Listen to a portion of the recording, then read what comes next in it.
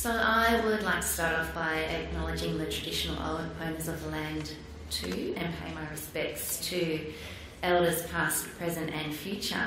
Thank you very much for having me here today. My name is Judi Stanton. I'm one of the 8 Navigator coordinators in place across different areas of the state. I work out of the Frankston Department of Education and Training Office, and I'm here today to give you a taste test, a really little snippet about the Navigator pilot program, a little bit about how it works, a little bit about our achievements, although Jill shared some of that first thing this morning too, which was great. And to let you know when you might consider referring, because we are open to referrals from everybody and anybody, and how we work with other services as well.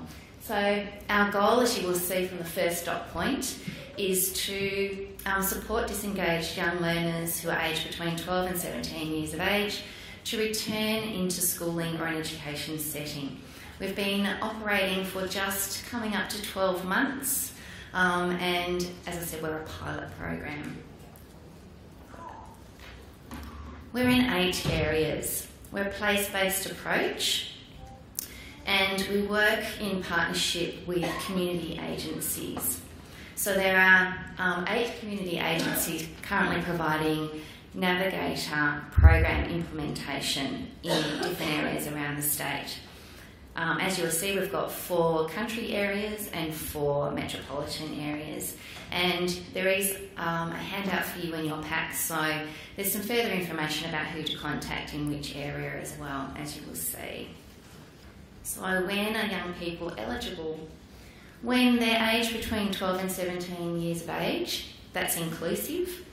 When they are attending school less than 30% in the previous 1 term. So that's around 1 or 2 days a week. It is a tertiary support service, so you know that they're not really attending very much at all by that stage. And they do need to, during the pilot program, live in or be enrolled in, or most recently enrolled in a school in one of the Navigator pilot areas. Now, how the program works, I'll cover that in detail a little in a following slide. But we certainly, with the criteria around 30% attendance, many of the young people we're working with currently and who we've picked up in the past 12 months have attended very little over the past 12 months or so. And there is a wide range of issues that present as barriers to education. So we work with young people experiencing many complexities, including mental health issues, financial difficulties, housing instability, family violence, family relationship difficulties of all sorts, among many others. So, how does the program work? Referrals to the Department of Education coordinators, so the people like me who sit in the regional office. We gather further information and then we pass it on to our community agency.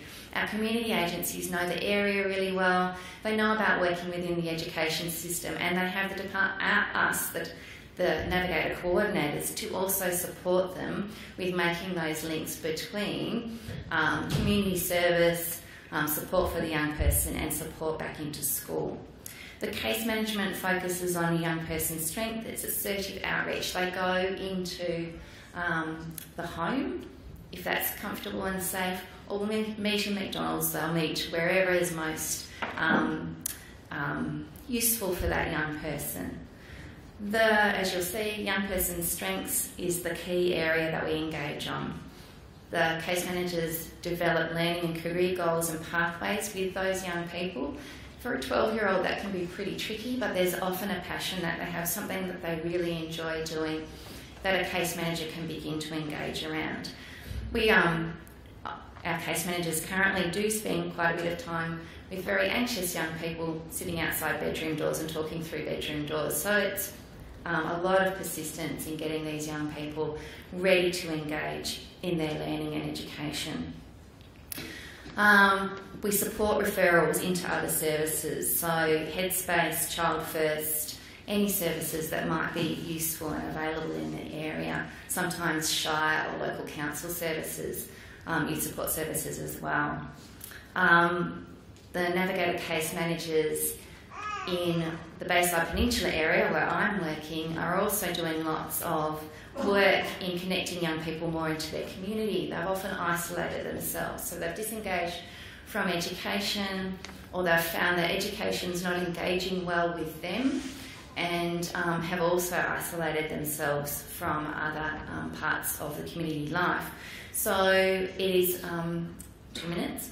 So linking young people in with things like part-time work, with something that they're really interested in, so a community group, or with volunteering, has also been helpful as a side step but important step to leading them back on the education path.